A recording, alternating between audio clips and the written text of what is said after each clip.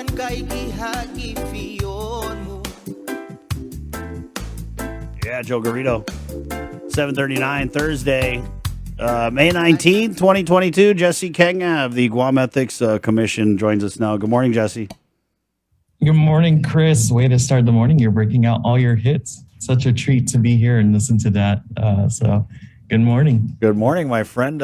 Let's go ahead and get right into it. Thank you for your kind words, by the way. What is the update with the Guam Ethics Commission since the last time we had you on, my friend? We're living a fulfilled life down here. We got a lot of things that are happening respected to both ethics training and our ethics complaint procedures. And so, a few accomplishments. We just rounded out a summary of how many GovGuam officials have gotten trained since the mandate was implemented May of last year. And we've reached a milestone, over 2,000 government of Guam employees out of 11,000. So we're making good progress and on track to ensuring that all of our officials are trained in ethics. And then the second part is the ethics complaint, which, I think we work closely in announcing that with this station and particularly with you. When we first started, we had about half a dozen individuals. Today, there are 18 official filed complaints, and they continue to come in. And, I'm hopeful that we can use this platform to remind everybody that our office is open and receiving complaints, and we look forward to adjudicating as much as there is out there. What's the status, I guess, Jess, of the how many are you able to say how many complaints you guys have actually received, and then what number you're working on? We have 18 registered. We had a few more that had come by but haven't yet completed the process or decided that they'd like to move forward. So of that 18, there is 12 or 13 rather in front of the commission that they're currently reviewing and discussing, with an additional 5 that are slated for the next meeting agenda to get their first reading with the commissioners itself. So it's quite a bit. Yeah, that's a lot.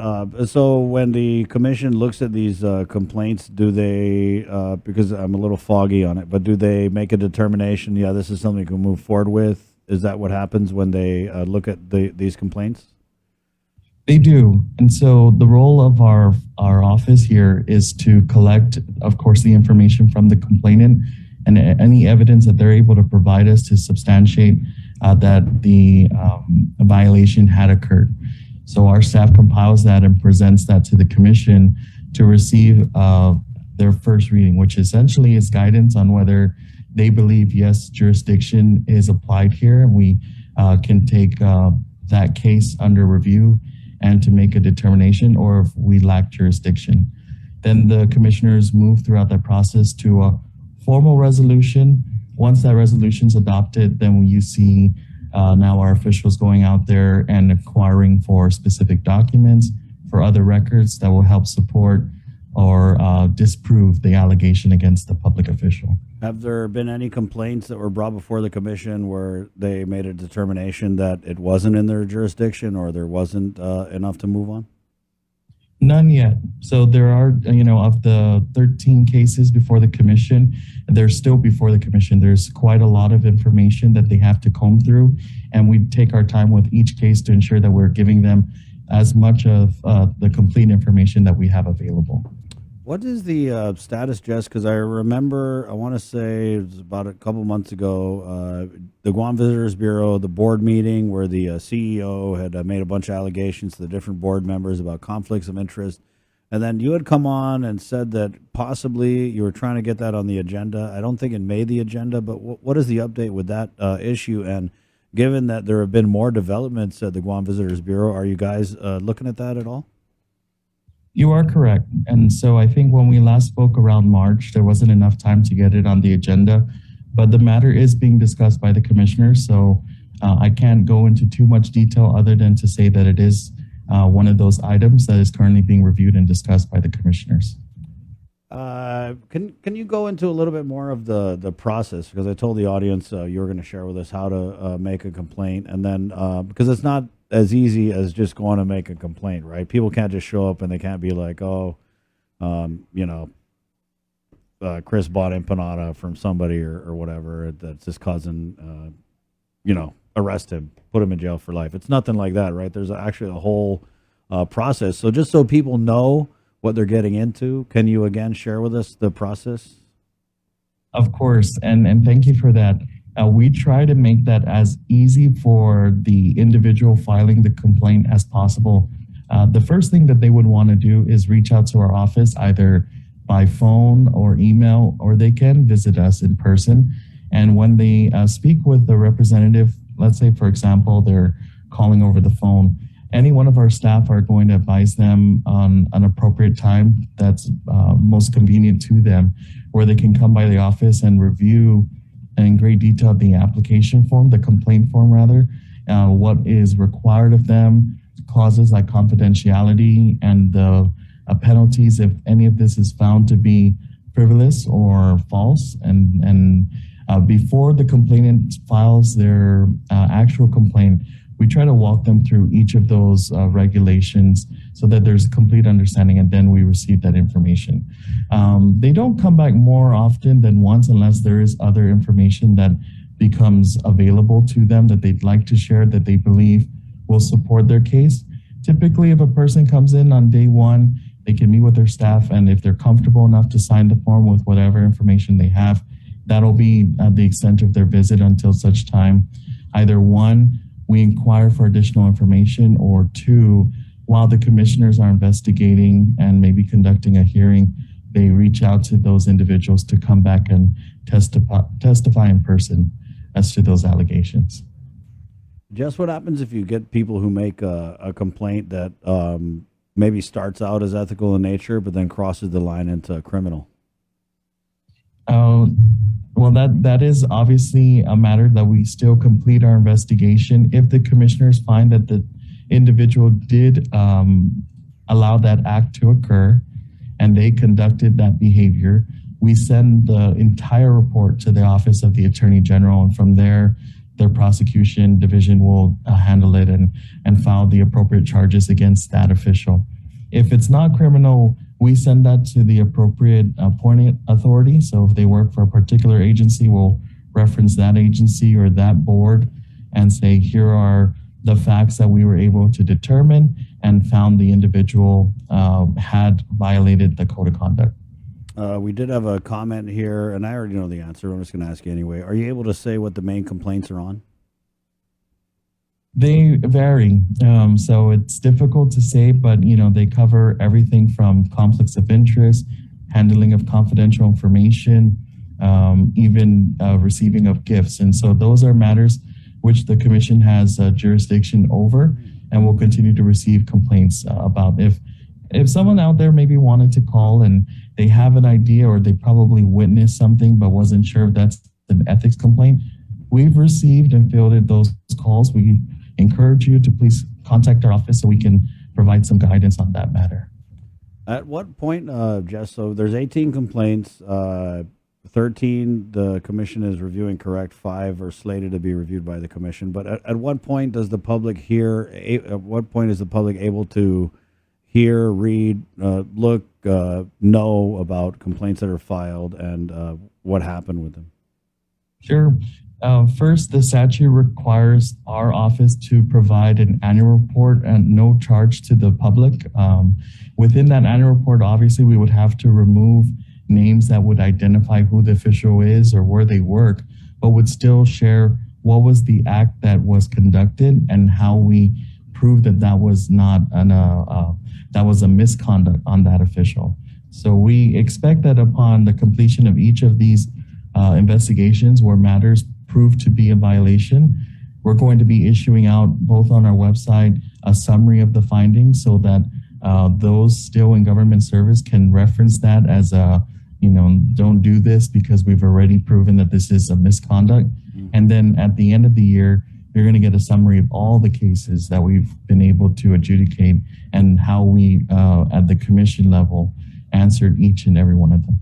So how soon after a complaint is vetted and investigated and concluded would it be posted up on the website? Is there anything in the statute? Is it like 30 days or what does it say? I'll need to review that.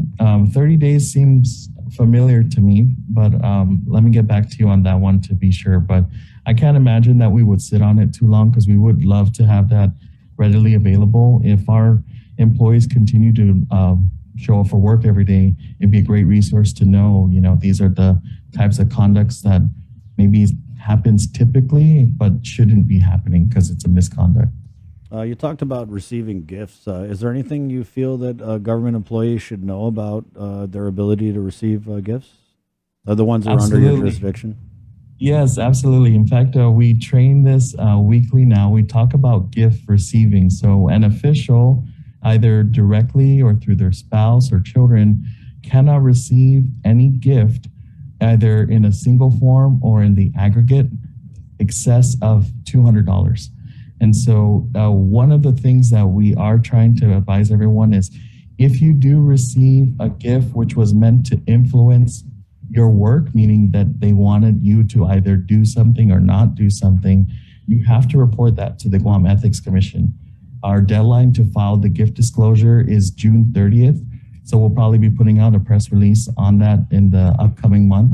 And failure to do so, and if found that you did in fact receive a gift, will be grounds for another ethics violation, which the commission itself can respond to. Is there anything that stops officials from receiving multiple gifts under $200? Yes, even if they receive multiple gifts, the limit is $200. Okay, I got you. Right. So if you maybe we're getting treated to lunch for 4 occasions and each lunch outing was $50, that's great. But your 5th one, you'll definitely be in violation. And if you attended 4 and you're like, that's my cap, but you fail to report it to our office and maybe somebody else witnessed that and somebody else says that's a no-no, our office obviously will have grounds to reach out and find that you conducted a violation of the ethics code. Is that just $200 just a total figure, or is that I can't go to lunch with, company X 4 times and then I'm not going to be able to go to lunch with, company Y, whatever, 4 times? It's $200 from that particular source if that gift was meant to influence your action as a government official. How do you, that sounds like a real gray area though, to be able to make a determination that it's supposed to influence your thing, because it kind of seems like, oh no, it wasn't supposed to, I was just giving him for Tatuli. Or even, Chris, the fact that we say we can even accept $200, I think, if there are a list of things that I would love to explore back with our policymakers is, should government officials receive any amount of money, period? $200 just is, and the law spelling out that $200 with the intent to influence your actions as a government official seems maybe dated, and we can probably re-explore that if that's an appropriate thing to have. That's interesting. Do you guys as a commission ever take a look at laws like the one you just mentioned and make recommendations? Is that something that would be kind of in your wheelhouse to say like, oh, hey, senators, or hey, governor, this law here does this and it's not so ethical? We try to, particularly for the statute that governs the commission itself, that's our primary responsibility. So we imagine whenever appropriate, where we're asked to appear before the Guam legislature, these will be among other things that we share and update the legislature on. We're due for CCR soon, as long as I think once we get the final audit for the government of Guam-wide financial position, then our office will release its CCR, and perhaps we'll include that as one of those outlooks, one of those items that are currently being reviewed by the commission that we think might need to be discussed and addressed by the Guam legislature. Jess, are the complaints that you guys received, are they based on the people filing complaints, like personal knowledge of events, or are some of them based on like media reports, or is it both? Most, if not all, are from firsthand knowledge about the issue. Obviously, beyond an individual filing the complaint, commissioners themselves can actually lodge a complaint from within. And that could be based on media reports and encouraging the rest of their colleagues to decide and act that they do want to pursue an investigation. So that happens on occasion, but based on your question, I think mostly it's folks that see it firsthand and want to report it. Have there been any complaints that have initiated from inside the commission? Yes, I believe so. Are you able to say the number? I'm not sure if I can without revealing who it is. Okay. Okay. Thank Jess. Anything else in closing here before we let you go? The commission continues to be available, so I encourage everyone to please contact our office at 969-5625. Our office location has moved. We previously were at the GCIC building, and now we're at the Bank of Hawaii building in Hagåtña, Suite 406.